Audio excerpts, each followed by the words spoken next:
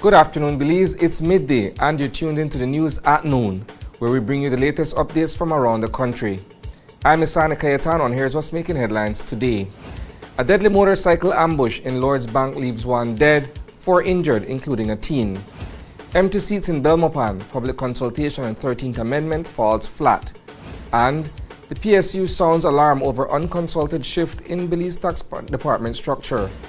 These stories are coming up in just 1 minute. I'm Brittany, one of the newest faces around here. My stories are heartfelt and bring a fresh perspective. On the job, there is no challenge too great. Flooded highways, raging fires, or asking tough questions. My determination and willingness to connect with people help to deliver stories that put you, our viewers, at the forefront of issues. My motto? Accurate, timely, and relevant. I am News 5. Welcome back. A quiet Tuesday night in Lord's Bank was shattered by gunfire, leaving 1 young man dead and 4 others, including a teenager, fighting to recover from their injuries. The deadly ambush unfolded just after 9 p.m. at a residence along Lord's Bank Road, where a group of young men had gathered. According to reports, 2 gunmen on a motorcycle pulled up and opened fire into the yard, unleashing a hail of bullets that claimed the life of 20-year-old Justin Animo. As many as 11 shots rang out in the attack, also injuring 21-year-old Jaden Martinez, 20-year-old Emerson Jeffords, 21-year-old Jose Rodriguez, and a 14-year-old student. The Lord's Bank community is reeling from this senseless act of gun violence, and police are searching for answers. It's an empty conference center in Belmopan today, where residents should be making their voices heard on the 13th Amendment. Government officials are hosting their second public consultation, this time in the capital, following a similar session in Belize City earlier this month. At the heart of the controversy are the proposed special zones, areas where police could search and detain people without a warrant. While the government insists the amendment is a bold move to tackle crime in gang-ridden neighborhoods, today's consultation is all about hearing what the public really thinks. And so far, the feedback has been rather quiet. Not to be pressed because of the rampant nature of how gang violence and the retaliation that flows from that occurs. When you look at the chart on the right, which denotes the rate for Belize City alone, we will see for the 41 murders that occurred in Belize City, 18 of them were gang-related in 2016. At its highest peak, which is 2020, which is truly before the onset of the SOEs, we see of the 48 murders, 30 were gang-related. And you continuous decline.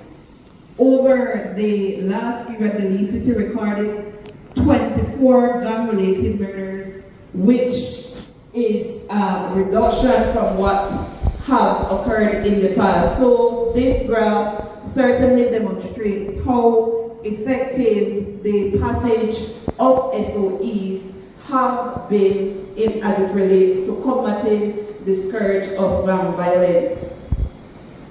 This graph, similarly, the area that is in that light pink reddish, that is the period that the SOE would have been in effect. If you take a look at it, you will see for most of the occasion that there is a sharp increase before that orange period or that light pink period. And during that time, you will see that there are no incidents recorded, or if there are incidents recorded, it is very limited. So the effectivity and the efficacy of passing.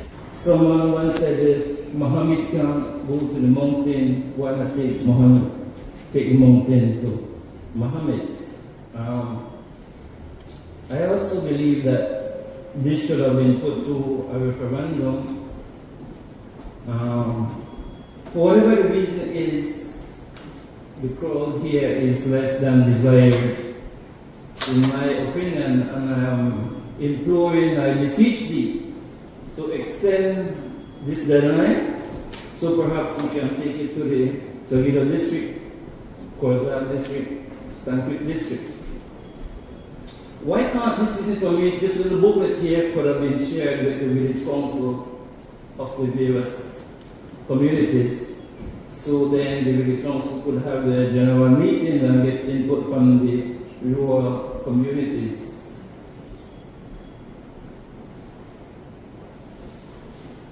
As I sat there a while ago, a little math, doing a little math in my head, 13 and 5 is 18. What is being done to capture 12, 13-year-old right now so that they do not fall into the cracks of this gang violence? The ASP a while ago mentioned of a gang and gun court. We are missing the point. How many times we see the police department confiscate 190 plus guns, and within a matter of days, the streets are flooded with guns once more. Concerns are mounting inside the Belize Tax Service Department over a sweeping transition in its structure. On Tuesday afternoon, union leaders met to discuss with employees about the shift to a semi-autonomous revenue authority, but it's not sitting well with everyone.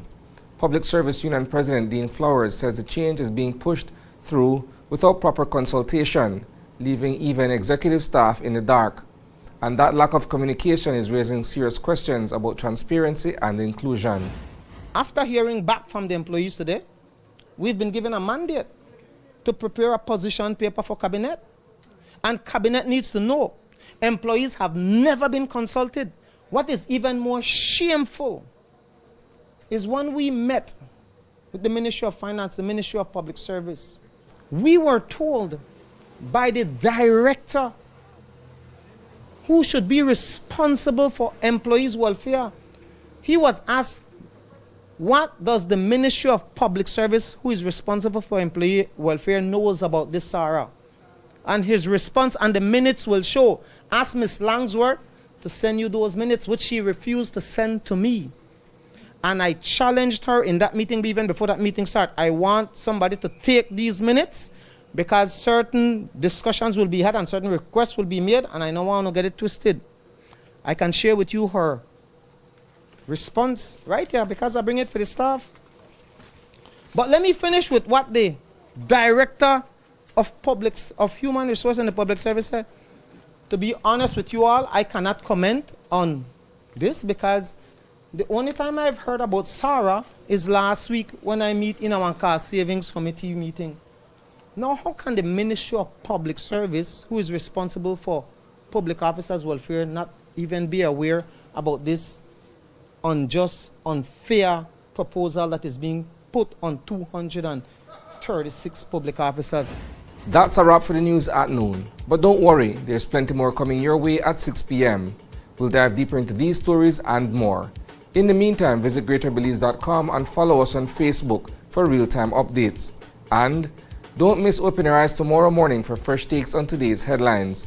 Thanks for tuning in, Belize. Stay informed, stay inspired, and have a fantastic afternoon.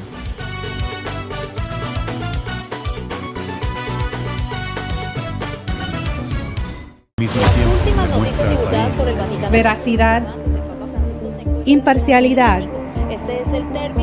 Hemos estado haciendo el trabajo como organización. Y tus noticias en español. Están en aguas beliceñas, entonces esta bandera se queda aquí. Sintoniza Canal 5 cada viernes a las 7 de la noche. Tenemos que resolver dos grandes problemas de este país.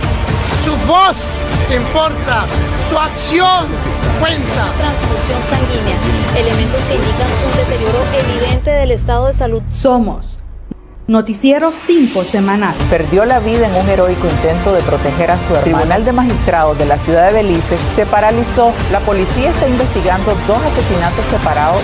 Tu fuente de información.